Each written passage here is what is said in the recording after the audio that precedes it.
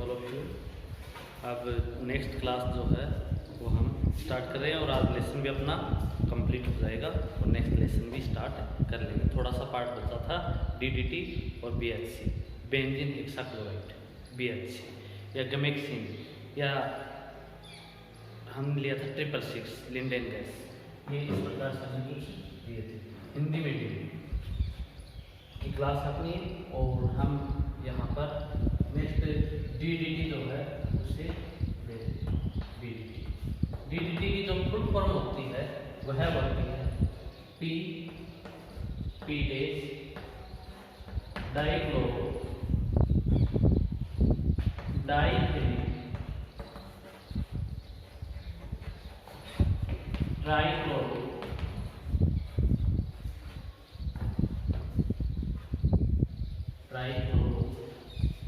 Ethylene.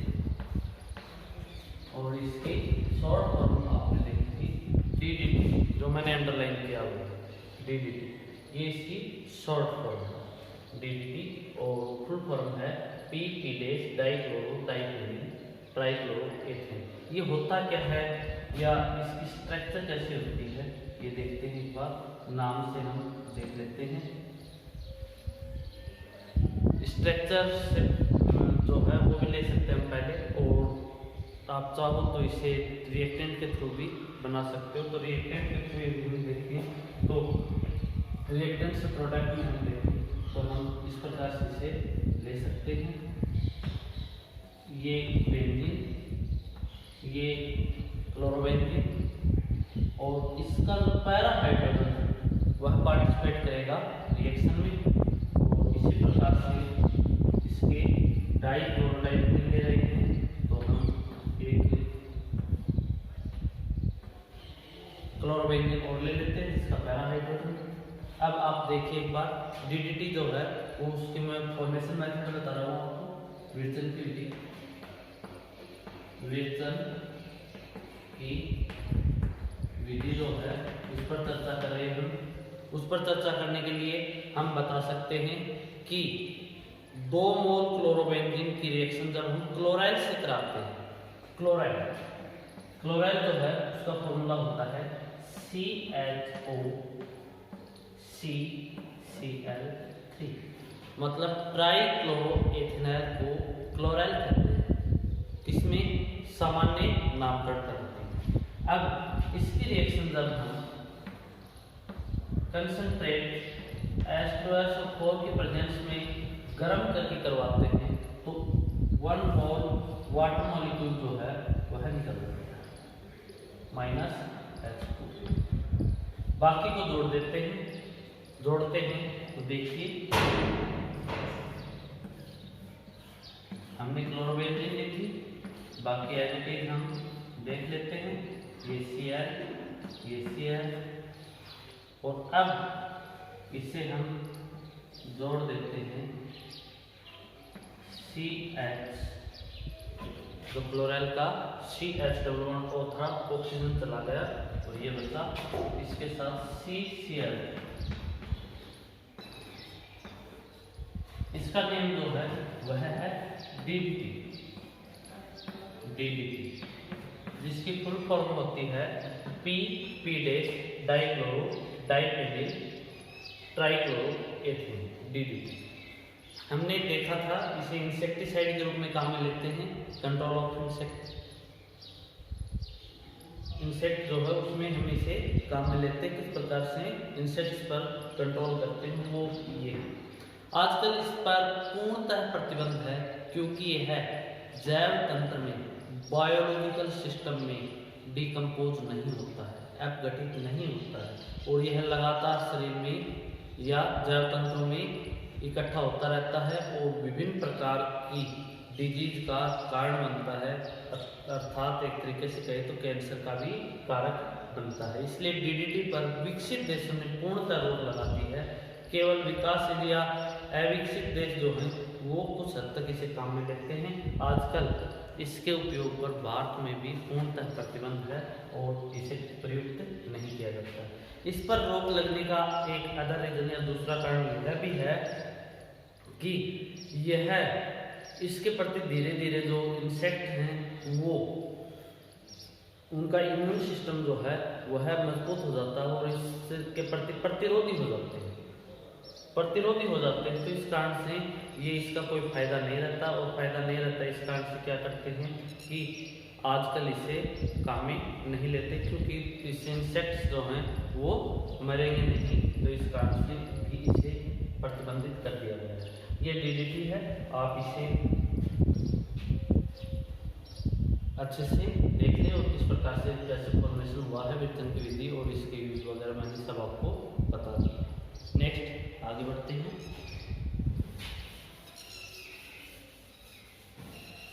BHC benzene hexachloride,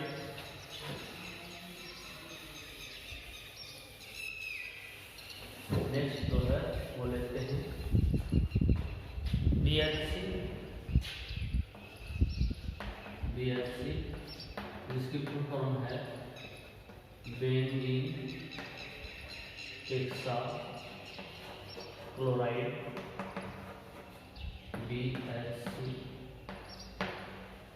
benzene hexachloride, और इसे 666 भी कहते हैं, 666 बेंजीन हेक्साक्लोराइड 666 भी इसे कहा जाता है। इसका फॉर्मेशन जो है वह हम बेंजीन जो है उसकी रिएक्शन Cl2 के साथ करवाते हैं इन प्रेजेंस ऑफ सनलाइट, तो उस कंडीशन में एडिशन रिएक्शन होती है और तीनों जो डबल बॉन्ड हैं वो टूट जाएंगे और इस पर एडिशन हो जाएगा इसका क्लोरीन का। कितने ये टूट गए और इस पर एडिशन हो गया क्लोरीन का, हर एक कार्बन क्लोरीन का एडिशन। 3 बॉन्ड हैं, ये 3 बॉन्ड क्लोरीन लेते हैं, ये हमारा BHC बेंजीन हेक्साक्लोराइड। इस प्रकार से हम इसे देखते हैं, बेंजीन हेक्साक्लोराइड BHC या 666 इसलिए करते हैं क्योंकि इसका फॉर्मूला जो है C6H6Cl6 होता है। ठीक है, इसके साथ गमेक्सिन भी करते हैं, गमेक्सिन या 666 या BHC, तो ये है, ये भी एक इंसेक्टिसाइड जो है उनको कंट्रोल करने में काम में लिया जाता है, इंसेक्टिसाइड के रूप में काम में लिया जाता है इंसेक्ट्स को कंट्रोल करने के लिए। इसके बहुत सारे समावयव होते हैं, आइसोमर बहुत सारे होते हैं, अल्फा, बीटा, गामा, डेल्टा, ईटा, मीटा एटसेट्रा। इस प्रकार से इसके बहुत सारे जो समावयवी होते हैं वो जो ये गामा समावयव है किसका, BHC का, बेंजीन हेक्साक्लोराइड का, तो इसका जो गामा आइसोमर है वह आइसोमर जो उसकी भेदन क्षमता, पेनिट्रेटिंग पावर, भेदन क्षमता छोटा आकार होता है इसका, इस कारण से भेदन क्षमता जो ज्यादातर में उनकी झिल्ली को भेदित कर देता है, भेदन क्षमता या पेनिट्रेटिंग पावर जो है वह है हाई होती है, उच्च होती है। इस कारण से सबसे ज्यादा जो है वो गामा की है, इस कारण से इस पर भी रोक है और यह भी जैव अपघटित नहीं होता है, इस कारण से इसे रोक दिया गया है, इस पर रोक लगा दी गई है। किस पर, BHC बेंजीन हेक्साक्लोराइड 666 या जो हम इस प्रकार से इसे लेते हैं, तो ये बेंजीन हेक्साक्लोराइड जो है इस पर भी रोक है। इसके साथ ही हमारा लेसन जो है वह पूरा होता है। अब नेक्स्ट जो है वो उसके लिए आगे बढ़ते हैं। लेसन नंबर 11, लेसन नंबर 11 ये आपका alcohol, phenol and ether, alcohol, phenol तथा इथर, ये आपका लेसन का नेम है, एल्कोहल, फिनोल तथा इथर, एल्कोहल, फिनोल तथा ether. Lesson number 11 alcohol, phenol तथा ईथर, ये हम देखेंगे। इसमें सबसे पहले हम एल्कोहल के बारे में जनरल इंट्रोडक्शन जो है वो कर लेते हैं, स्टडी करते हैं एल्कोहल, इसका हम इंट्रोडक्शन देखते हैं, प्रारंभिक परिचय जो है वह देखते हैं एल्कोहल का, कैसे होता है, क्या होता है एल्कोहल। तो एक बात मैं आपको बता दूं कि यह है हाइड्रोक्सी ग्रुप, और यह हाइड्रोक्सी ग्रुप जब एल्किल ग्रुप पर जुड़ता है तो एल्कोहल प्राप्त होते हैं। अब ये हाइड्रोक्सी ग्रुप है, ये एल्किल ग्रुप है, ये जो हाइड्रोक्सी ग्रुप है ये कितने जुड़ते हैं नंबर में, उसके अकॉर्डिंग इसका क्लासिफिकेशन भी हो सकता है, तो हम इसका क्लासिफिकेशन जो है वो भी देखते हैं। क्लासिफिकेशन यदि एक जुड़ता है नंबर ऑफ हाइड्रोक्सी ग्रुप या OH ग्रुप के अकॉर्डिंग यदि हम करें, इसके अनुसार यदि हम करें तो एक OH समूह की संख्या हो तो मोनो हाइड्रोक्सी एल्कोहल कौन सा होगा, मोनो हाइड्रोक्सी एल्कोहल। लगभग एल्कोहल जो है वो इसी कैटेगरी में आते हैं, श्रेणी में आते हैं। दूसरा दो हो तो डाई हाइड्रोक्सी एल्कोहल, जब दो हाइड्रोक्सी समूह हो, तीन हो या अधिक हो, तो तीन हो तो ट्राई हाइड्रोक्सी बोल सकते हैं, ट्राई हाइड्रोक्सी एल्कोहल, तो इसकी संख्या के अकॉर्डिंग हम ट्राई हाइड्रोक्सी एल्कोहल। अब एक से अधिक है तो उन्हें एक साथ भी करते हैं poly hydroxy alcohol, poly hydroxy alcohol जो है वो भी इनको सम्मिलित रूप से कहा जाता है, एक से अधिक हाइड्रोक्सी ग्रुप हो तो। बाकी क्लासिफिकेशन जो है वह वैसे ही है जैसे एल्किल हैलाइड का हमने दिया था, उसके अकॉर्डिंग संकरण के आधार पर भी और वैसे भी हम इसे कर सकते हैं। थोड़ा सा मैं आपको इसके नोमेनक्लेचर के बारे में बता रहा हूँ।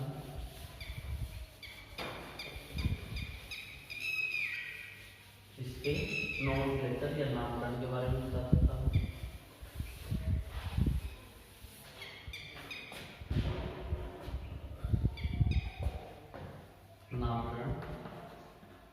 नामकरण किसका पढ़ रहे हैं हम, एल्कोहल का, या एल्कोहल का नोमेनक्लेचर। एल्कोहल मैंने आपको बताया था जनरल फॉर्मूला है R जनरल जो नेम है इसका या सामान्य नामकरण पद्धति जो है उसमें R को एल्किल से लिख देते हैं, और जनरल या सामान्य नामकरण पद्धति है उसमें इसे कहते हैं alkyl alcohol, alkyl alcohol. General या सामान्य नामकरण पद्धति में ध्यान रखें, मैं आपने आपको 11th बहुत अच्छे से बताया है इसलिए आप शॉर्ट में ले रहा हूँ। 11th में बहुत डिटेल से बताई ये बातें, इसलिए मैं यहाँ पर शॉर्ट में ले रहा हूँ, आप देख सकते हैं। Alkyl alcohol R alkyl alcohol general में। IUPAC में इन्हें एल्केनॉल से लिखते हैं, आपने देखा भी था 11th में, एल्केनॉल। और यहाँ पे इसका सफिक्स या अनुलग्न, सफिक्स और अनुलग्न,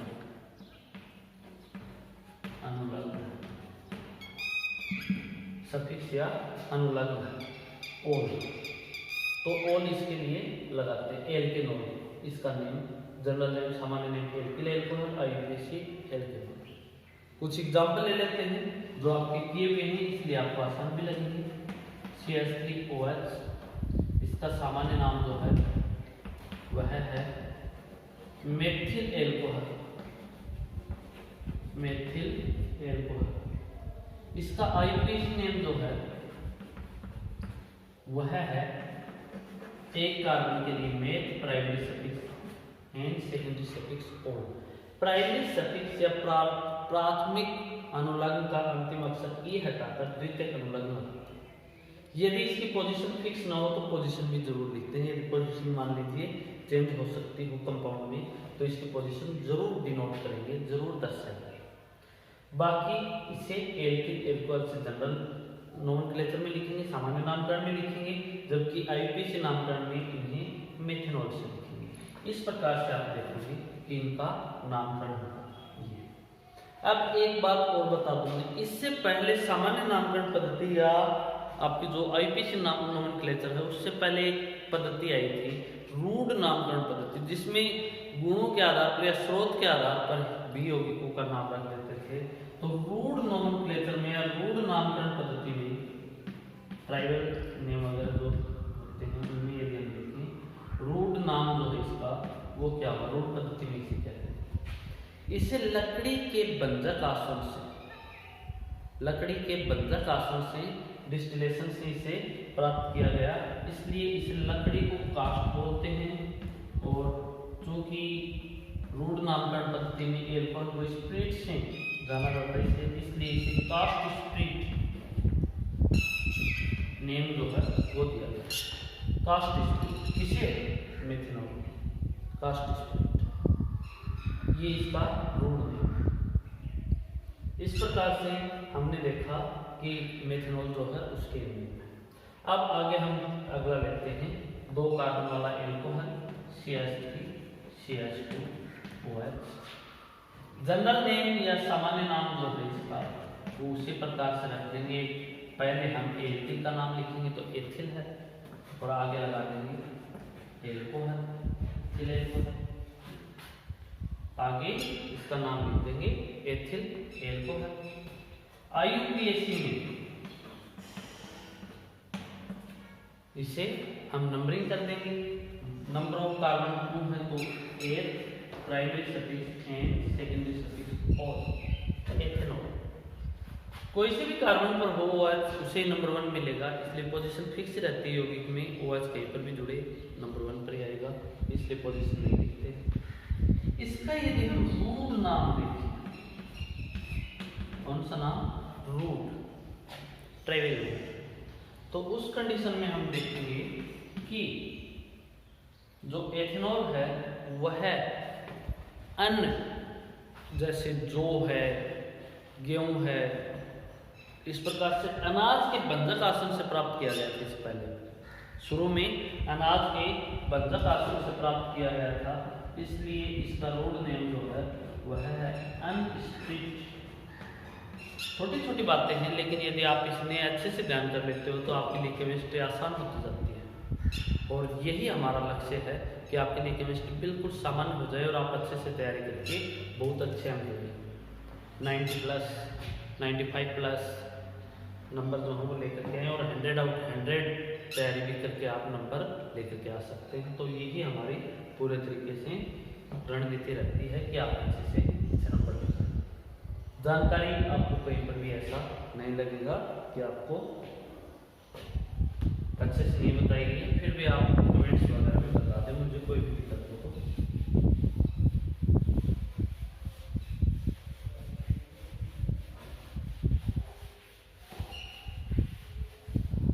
इस प्रकार से हमने नोमेनक्लेचर एल्किल ग्रुप और एल्कोहल के आधार पर एल्किल एल्कोहल आईयूपीएसी में आपको डिटेल से बता चुका हूँ, बहुत अच्छे से मैं आपको ये बता चुका हूँ।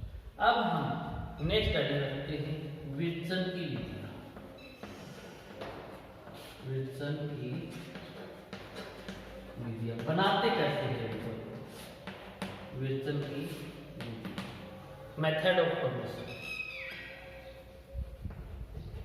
मेथड ऑफ फॉर्मेशन, विल्सन की मेथड ऑफ फॉर्मेशन। तो इसको हम बहुत सारे कंपाउंड से इसका फॉर्मेशन करते हैं, बहुत सारे कंपाउंड से एल्कोहल प्राप्त किया जा सकता है, इसलिए हम शुरुआत करते हैं। जैसे एल्किन से बनाना हो तो पहली विधि जो है, मेथड जो है वह यही देंगे, एल्किन से या फ्रॉम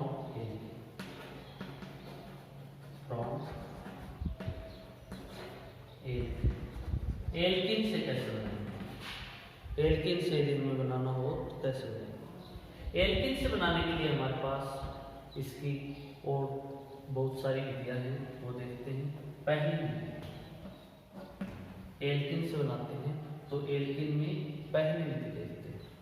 एल्किन से पहली विधि देखेंगे जलयोजन द्वारा, जलयोजन द्वारा। एल्कीन पर जल के अणु का योग करवा दीजिए। एल्कीन पर जल के अणु का योग करवा दीजिए, हमारे पास एल्कोहल बन जाएगा। तो हम कह सकते हैं एल्कीन पर जल योजन कराने से क्या प्राप्त होता है, एल्कोहल प्राप्त होता है। जैसे for example CH2 double bond CH2, और इस पर हम जल योजन करवाएंगे। इसके लिए हमें तनु क्षार या तनु अम्ल या डाइल्यूट H2SO4, इसके एग्जाम्पल तो हम ले सकते हैं। तनु अम्ल की उपस्थिति में H3PO4 ले सकते हैं, H2SO4 ले सकते हैं। तो तनु अम्लों की उपस्थिति में जब इसे जल अपघटित करते हैं, तनु अम्ल है तो पानी होगा ही होगा, साथ में अपघटित करते हैं तो योग हो जाता है एक द्विबंधित कार्बन या डबल बॉन्डेड कार्बन, उस पर एक पर हाइड्रोजन जोड़ दो, दूसरे पर OH जोड़ दो, CH2OH एथेनॉल प्राप्त हो जाएगा, एल्कोहल बन जाएगा। अब ये तो ठीक है, कोई दिक्कत नहीं। एल्कीन को हमने 11th में देखा था, दो भागों में बांटा था हमने। सममित एल्कीन, डबल बॉन्ड पर जुड़े हुए कार्बन, डबल बॉन्डेड कार्बन उस पर जुड़े हुए समूह या परमाणु समान हो, तो उस स्थिति में सममित एल्कीन प्राप्त हो रही थी। दूसरे प्रकार के एल्कीन जो है वो असममित एल्कीन, अनसिमेट्रिक एल्कीन। तो वो कैसे होती है असममित एल्कीन, जब डबल बॉन्डेड कार्बन पर जुड़े हुए परमाणु अथवा समूह जो हैं वो भिन्न भिन्न हो, तो उस कंडीशन में असममित एल्कीन। अब बात ये आएगी कि जब असममित एल्कीन हो, जब असममित एल्कीन हो तो उस पर जब हम जल योजन करवाएं या उसका हम हाइड्रेशन करवाएं तो कंडीशन तो यही होगी, प्रेजेंस भी यही होगी, डाइल्यूट H2SO4।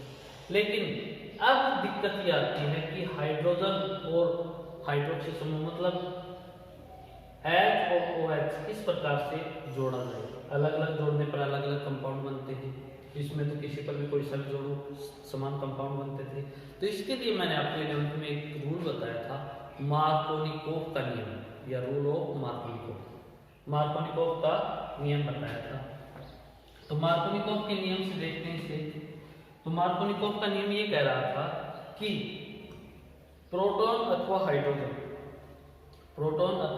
हाइड्रोजन या धनावेशित स्पीशीज जो है वह उस कार्बन पर जाएगी जिस पर पहले से हाइड्रोजन की संख्या अधिक है। द्विबंधित कार्बन जो उनमें से उस कार्बन पर जुड़ेगी हाइड्रोजन, प्रोटॉन या धनावेशित स्पीशीज शॉर्ट में सीधे ले सकते हैं जहां पर पहले से हाइड्रोजन की संख्या अधिक है। तो इस कार्बन पर हाइड्रोजन की संख्या अधिक है, इसलिए इस पर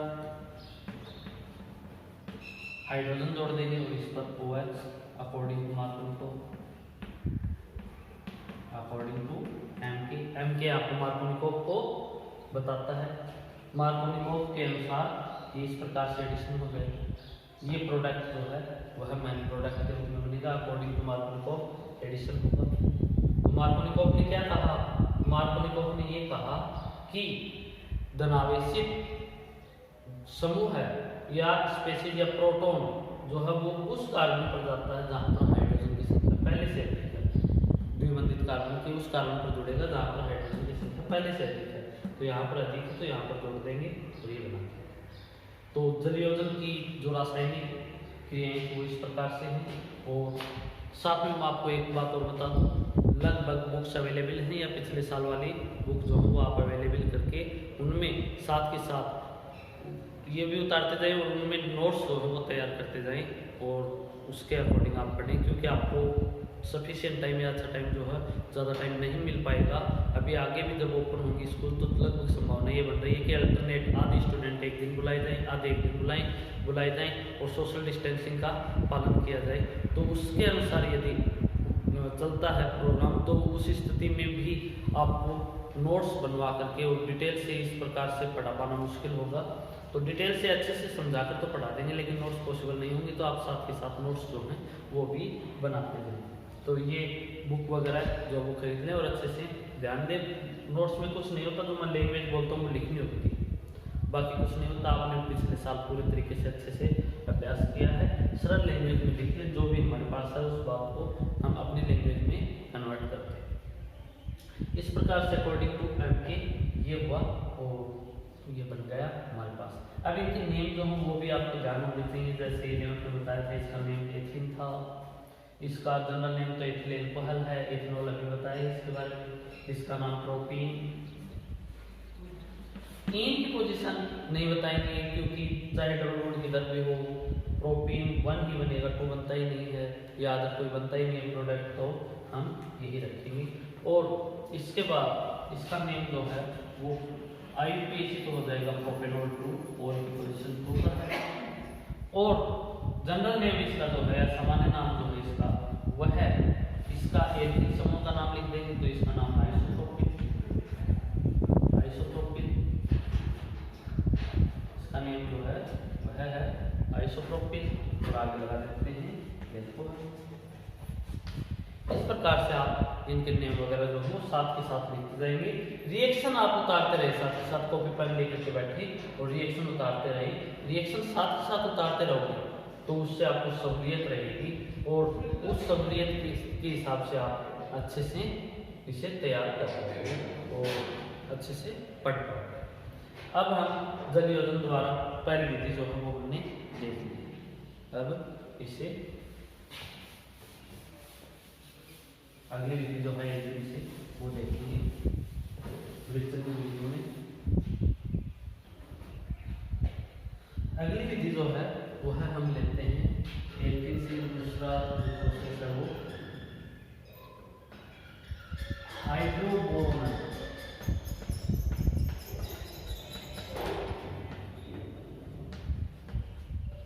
हाइड्रोबोरोनन, वी बोरोनन भी कहते हैं इसे, हाइड्रोबोरोनन, वी बोरोनन, बोरोन का वापस हट जाना, या हाइड्रोबोरोनन, वी बोरोनन विधि। इसके द्वारा या एल्किन पर बोरेन की क्रिया से, एल्किन पर बोरेन की क्रिया से। तो इसमें क्या होता है देखिए एक बार, इसमें कुछ ध्यान देने वाली बातें हैं। वो ये है कि इसमें हम यहाँ पर प्रोपीन ले रहा हूँ क्योंकि ये असममित एल्किन का एग्जाम्पल है।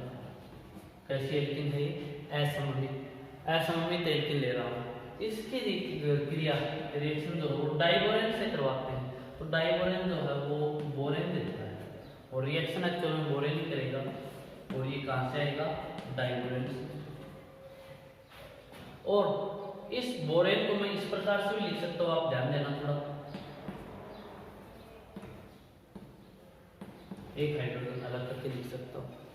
अब बोरोन जो है वो धातु है, धात्विक लक्षण जो है बोरोन के वो होते हैं। इस कारण से इसकी धन विद्युतीय प्रकृति होती है, और धन विद्युतीय प्रकृति होती है तो BH2 माइनस और H प्लस बनेगा, BH2 माइनस और H प्लस बनेगा। अब BH2 माइनस और H प्लस, सॉरी मैं यहाँ पर आपको बताना चाह रहा हूँ कि यदि हम बोरेन डाइबोरेन जो दिया उसकी उपस्थिति में बोरेन से रिएक्शन कराई, धन विद्युतीय प्रकृति है तो H माइनस हाइड्राइड बनाएगा ये, और BH2 प्लस जो वो बनेगा। मतलब दोबारा ध्यान दें एक बार, बोरोन की जो नेचर है वो कैसी है? वह है धन विद्युतीय है।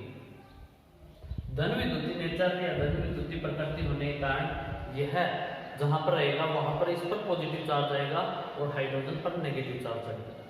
अब हमने अकॉर्डिंग टू मार्कोनिकोव देखा था कि पॉजिटिव चार्ज स्पेसीज वहां जाते हैं जहां पर पहले से हाइड्रोजन की संख्या अधिक हो, और नेगेटिव चार्ज स्पेसीज यहाँ पर जुड़ जाएगी। बॉन्ड तोड़िए, नेगेटिव चार्ज स्पेसीज को यहाँ पर जोड़िए और पॉजिटिव चार्ज को इसके ऊपर जोड़ दीजिए।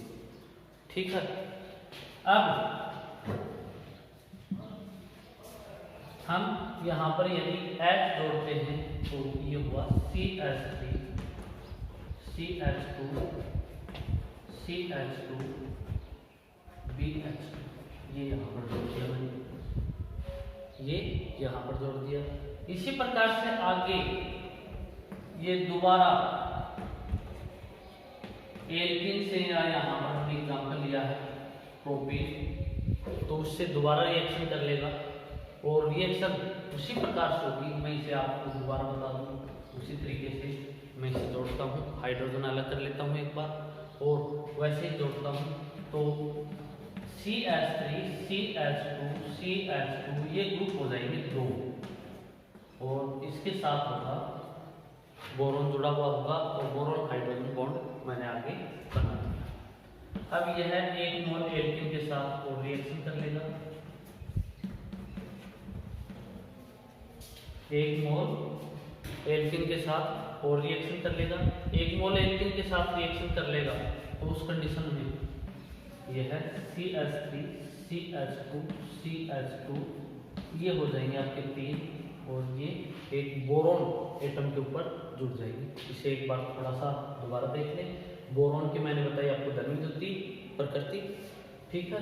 अब धर्मविद्युतीय नेचर होने के कारण ये क्या होगा, B2H6 से हमें बोरेन प्राप्त हुआ, इससे हमें हाइड्रोजन जो है वो हाइड्राइड के रूप में और BH2 माइनस नेगेटिव चार्ज के रूप में प्राप्त होंगे।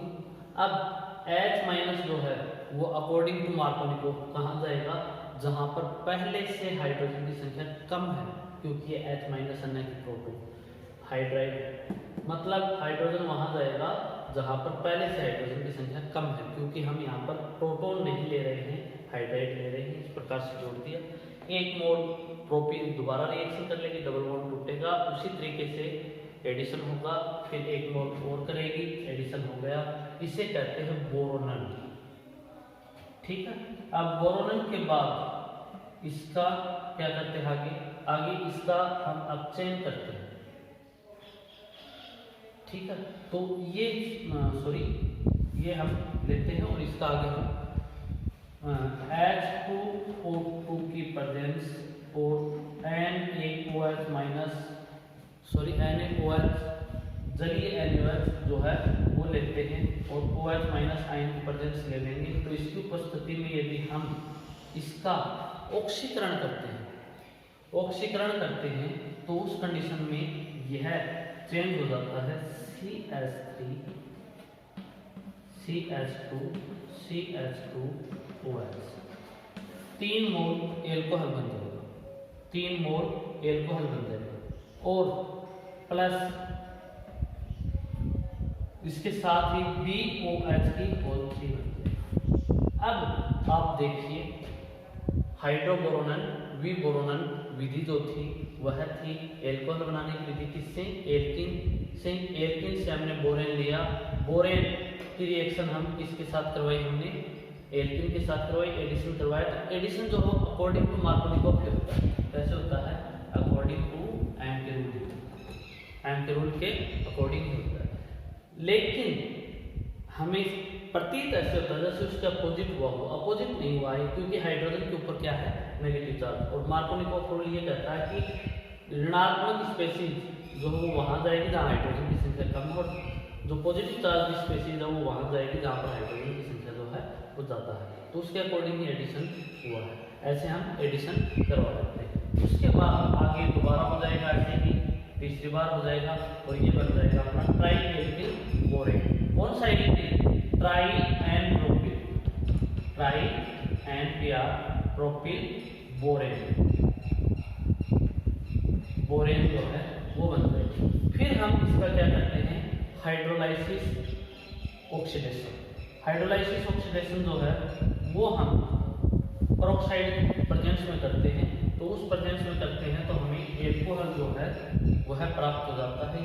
अब ओवरऑल आप ये देखो इसे, तो इसमें H2O का योजन हुआ है, एडिशन ऑफ H2O हुआ, शुरू वाली जो स्पेसीज है उससे लास्ट वाले बनी हुआ, और यह एडिशन एंटी-M के हुआ है, यह एडिशन एंटी-M के हुआ है। लेकिन जो रिएक्शन में स्टेप टू स्टेप एडिशन देख रहे हैं वो अकॉर्डिंग टू M के हुआ है, जबकि यह एंटी-M के हुआ है उसके विपरीत। और आगे यदि देखें तो ये सेम ऐसे होता है, ताकि ये है।